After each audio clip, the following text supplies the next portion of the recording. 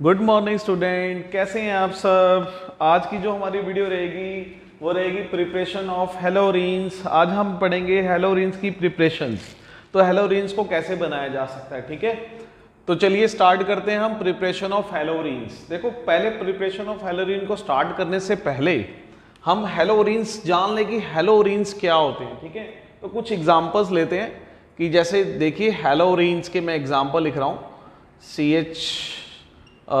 ये Cl लगाया मैंने इसके साथ, और बेंजीन रिंग है, ये आपको पता ही है। बेंजीन रिंग के साथ लगाया मैंने I, और ये लगाया बेंजीन के साथ CH2Cl, और एक ऐसे ही लगा दिया मैंने, मान लो इस साइड लगा दिया या CH2Br। तो आप देखिए, जो मैंने ये कुछ एग्जाम्पल लिखे हैं, तो हमें ये समझना है कि सबसे पहले हेलोरीन्स क्या है या एराइल हैलाइड्स क्या है। इसको आप एराइल हैलाइड्स भी बोल सकते हैं, ठीक है, एराइल हैलाइड्स। तो एराइल हैलाइड्स में क्या होगा कि जो हेलोजेंस हैं वो बेंजीन से डायरेक्ट जुड़े हुए हैं। अब ये साइड में हो गए, ये जो हेलोजेंस है साइड में चला गया, ठीक है। तो इसको एराइल हैलाइड नहीं बोलेंगे, ठीक है।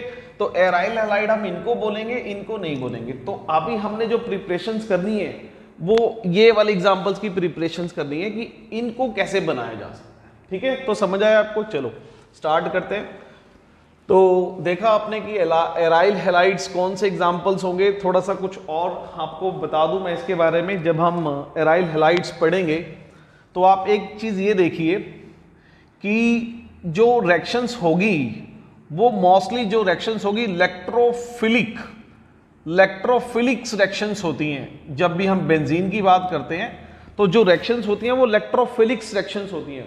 तो उस इलेक्ट्रोफिलिक्स में हमने क्या समझना है, तो आप ये समझिए कि ये हमारा बेंजीन रिंग है, इसमें आपके पास पोजीशंस हैं, ठीक है। ऑर्थो है, मेटा है, ये ऑर्थो पोजीशन है आपकी, ये मेटा पोजीशन हो गई, ठीक है, और ये होगी आपके पास पैरा पोजीशंस। तो ऑर्थो को जब हम इस रिएक्शंस में पढ़ेंगे तो इस लेटर से डिनोट कर देंगे, इसको P से कर देंगे, ठीक है। तो ये हमारे पास रिएक्शंस में यूज होने वाला है, ऑर्थो, मेटा एंड पैरा। अब ये ऑर्थो, मेटा, पैरा मैं क्यों लिख रहा हूं, जब हम ये रिएक्शंस पढ़ेंगे ना तो क्या है आपके पास, एक होते हैं ऑर्थो एंड पैरा डायरेक्टिव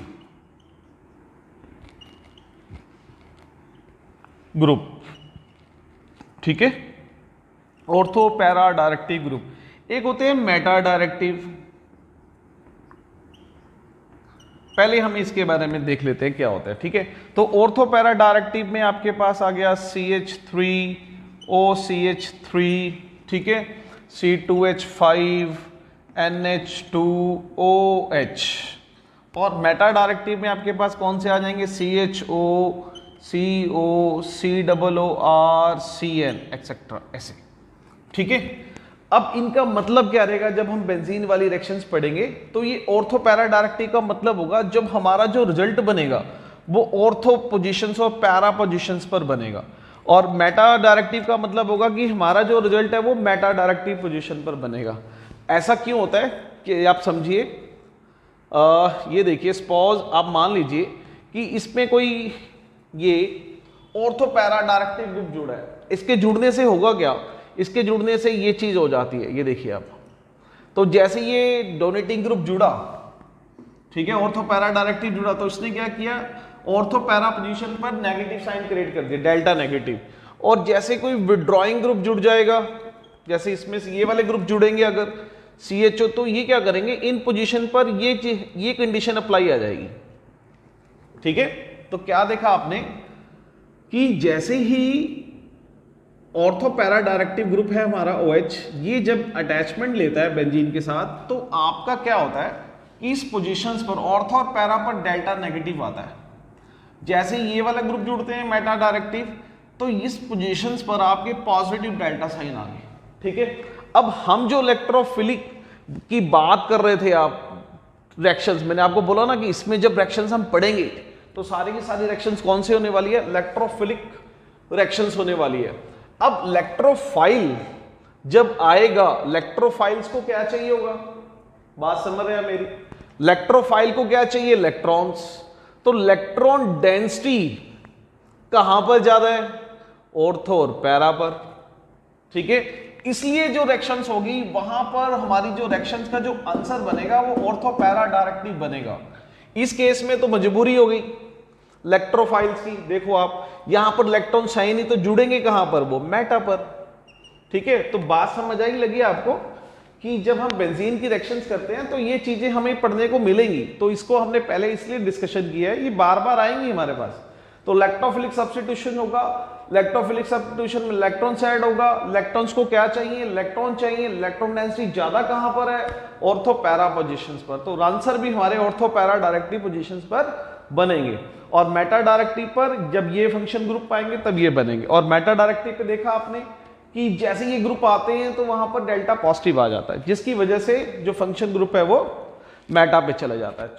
ठीक है, तो चलिए स्टार्ट करते हैं हम कुछ प्रिपरेशंस में। आप फिर देखेंगे कि कैसे हम हेलोरीन्स बनाते हैं, तो उसमें इलेक्ट्रोफाइल्स कैसे अटैक करता है वो आज समझते हैं। तो चलिए सबसे पहले करते हैं हम हेलोजिनेशंस।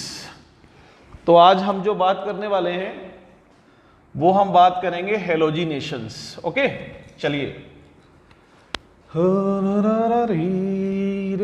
चलो नंबर 1 हम बात कर रहे हैं हेलोजिनेशन।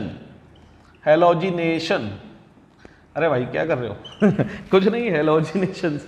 हाँ जी, हेलोजिनेशंस में क्या होगा, हेलोजन को डायरेक्ट ऐड करना, ठीक है। डायरेक्ट एडिशन ऑफ हेलोजेंस की बात करने वाले हैं अब हम, ठीक है। अब समझिए कैसे होगा। अब मान लीजिए हम बेंजीन लें, ठीक है। बेंजीन रिंग ली हमने, बेंजीन रिंग में हमने डायरेक्ट ऐड किया Cl2, ठीक है। और यहां पर कैटालिस्ट यूज कर लेते हैं हाइड्रस AlCl3, ठीक है। तो रिएक्शंस क्या होने वाली है, रिएक्शंस क्या है कि आपका जो हेलोजेंस है ना ये डायरेक्ट रिंग में जुड़ जाएगा, Cl और HCl बाहर हो जाएगा। ये तो होगी हमारी डायरेक्ट हेलोजिनेशन। अगर मैं सेम ऐसे ही Br2 के साथ करूं तो बिल्कुल सेम होगा जी। तो यहां पर सेम कंडीशन लगा देंगे जी, बिल्कुल लगा देंगे। एनहाइड्रस AlBr3 भी ले सकते हैं जी, आप बिल्कुल ले सकते हैं। और यहां पर फिर से हेलोजिनेशन हो जाएगा, ठीक है जी। बात समझ रहे हो आप। अगर हम यहां पर डायरेक्ट ये लेते हैं I2 तो डायरेक्ट हेलोजिनेशंस तो हो जाएगा, I लग गया आपके पास, HI बन गया, ठीक है। आप देखिए क्या होगा, Cl2 लिया हमारा, Cl हटा वहां से आपके पास, ठीक है। HCl बाहर हो गया, Br लग गया और हेलोजिनेशन पे लग गया। अब यहां पर ये वाली जो रिएक्शन है, ये वाली जो रिएक्शन है, किसकी बात कर रहा हूं मैं, I2 वाली रिएक्शंस। ये वाली रिएक्शन में एक प्रॉब्लम है, ये जो बना है ना, ये जो है ये बंदा खतरनाक है, ये काम नहीं होने देता। ये क्या है, स्ट्रॉन्ग रिड्यूसिंग एजेंट है, ठीक है जी। HI जो बना है ये स्ट्रॉन्ग रिड्यूसिंग एजेंट है। अब ये गड़बड़ करता है सारी, ये गड़बड़ क्या करता है, इस रिएक्शन को रिवर्सिबल बना देता है, ठीक है जी। बात समझ आई।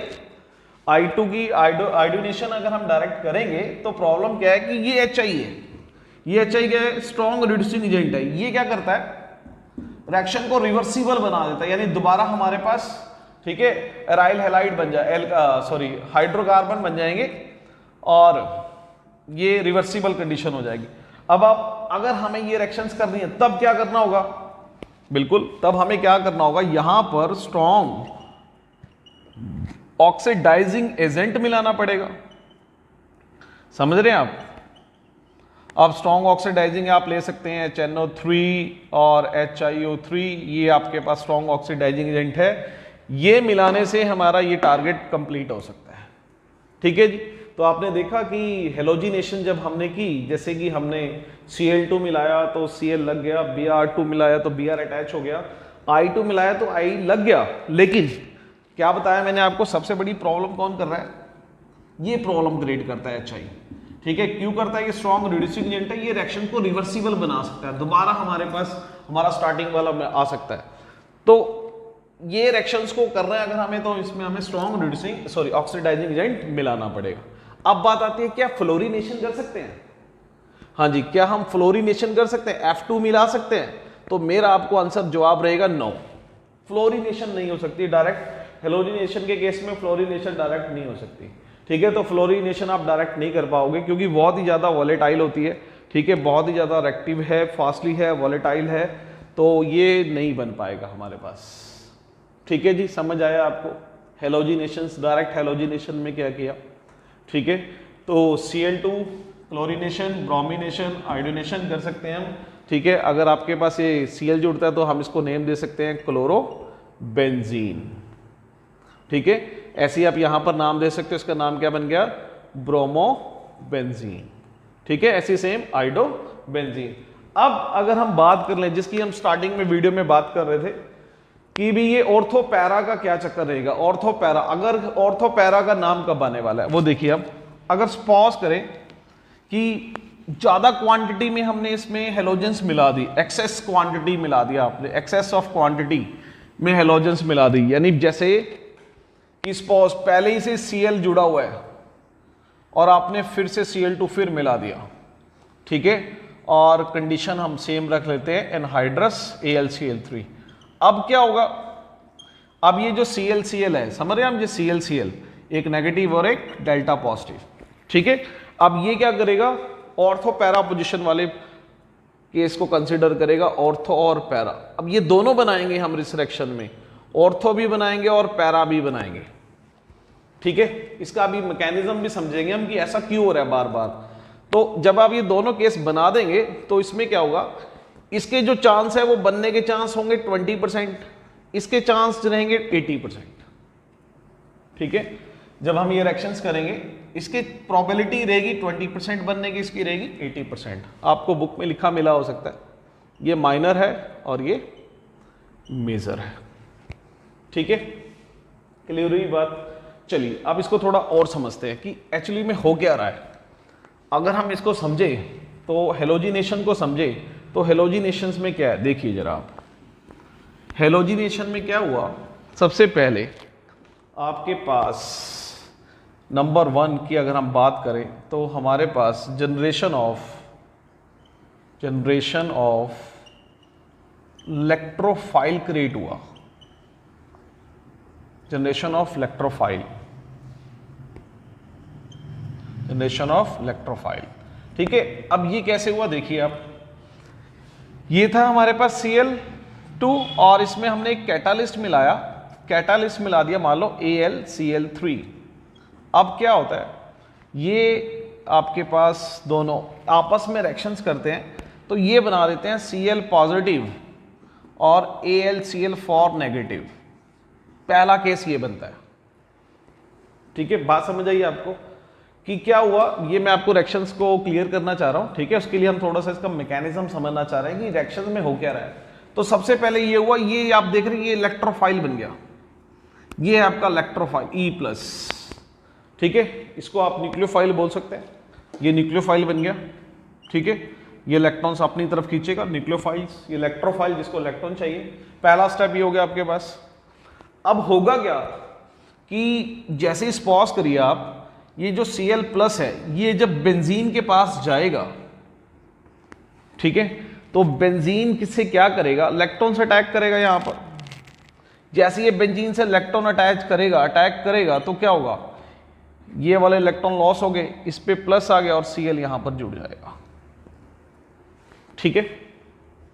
क्या हुआ कि जैसे इलेक्ट्रोफाइल ने बेंजीन पर अटैक किया, उसको इलेक्ट्रॉन चाहिए, उसने इलेक्ट्रॉन यहां पोजीशन से लिए, इस पोजीशन से लिए इलेक्ट्रॉन्स, यहां पर पॉजिटिव आ गया क्योंकि इलेक्ट्रॉन चले गए और यहां पर Cl अटैचमेंट हो गया। तो आप देख रहे हैं कि ये आपके पास एक पॉजिटिव साइन क्रिएट हो गया, तो हम इसको यहां कार्बोकटाइन भी बोल सकते हैं कि कार्बोकटाइन्स बन गया, यानी फॉर्मेशन ऑफ कार्बोकटाइन्स। इसको हम नाम दे सकते हैं फॉर्मेशन ऑफ कार्बोकटाइन्स। यहां पर आपके पास फॉर्मेशन ऑफ कार्बोकटाइन्स हो गई। तो ये इलेक्ट्रॉन्स हमने रेजोनेंस पढ़ी हुई है, रेजोनेंस आप घुमा सकते हो, रेजोनेंस से आपके पास यहाँ से शिफ्ट हुआ, ठीक है, पैरा पोजीशन पर आ जाएगा, फिर ऑर्थो पोजीशन आएगा, ऐसे कॉन्टिन्यूसली। यानी एक कॉम्प्लेक्स कह सकते हैं आप, एक ऐसा कॉम्प्लेक्स टाइप ऐसे फिगर दिखा देंगे हम कि ऐसा आपके पास बन गया, ठीक है, राइट। अब थर्ड क्या होता है, थर्ड स्टेप क्या होने वाला, ध्यान से समझिएगा। ये इसके साथ Cl लगा हुआ है, ठीक है, इस पोजीशन पर Cl है और यहाँ पर हमारा पॉजिटिव साइन है और यहाँ पर मैं शो कर सकता हूँ। अब क्या हुआ देखो, अब जो इसका ये वाला H है, ठीक है। इस H को ये वाला जो AlCl4 नेगेटिव है ये इसको यहां से खींच लेगा, ये ऐसा मानिए ये H यहां से लॉस हो जाएगा, H positive, loss of electrophile हो गया। तो जैसे ये लॉस होगा तो यहां पर आपका जो परमानेंट है जो बेंजीन ये Cl बन गया, इसको बॉन्डिंग से ही दिखा दीजिए आप, और यहां पर जैसे ये हुआ HCl और यहां पर बना AlCl3, यहां से ये बाहर हो गया, ठीक है, ये बेंजीन के साथ लग गया Cl और यहां से ये H इसके साथ मिल गया, यानी इस न्यूक्लियोफाइल ने ना इसको यहां से खींच लिया अपनी तरफ, जब खींच लिया तो H यहां से चला गया, इलेक्ट्रॉन इसको दे गया अपने, जैसे इलेक्ट्रॉन दे गया तो यहाँ पर डबल बॉन्ड आ गया और यहाँ पर बन गया ACl3। तो इसमें आप देखो जरा ध्यान से, ये हमारा कैटालिस्ट था, कैटालिस्ट, और यहाँ पर भी बाहर हमारा कैटालिस्ट आ गया। तो कैटालिस्ट ने क्या किया, हमारी जो फॉर्मेशन थी क्लोरोबेंजीन की उसको हेल्प की बनाने में, और इलेक्ट्रोफाइल आपने देखा कि हमारा इसमें बना, तो पहले स्टेप में बना इलेक्ट्रोफाइल, इलेक्ट्रोफाइल ने बेंजीन पर अटैक किया, कार्बोकैटायन फॉर्मेशन हुई, कार्बोकैटायन फॉर्मेशन के बाद न्यूक्लियोफाइल आया, उसने यहाँ से प्रोटॉन को लॉस करा, जैसे ही प्रोटॉन लॉस हुआ तो आपके पास क्लोरोबेंजीन बन गया।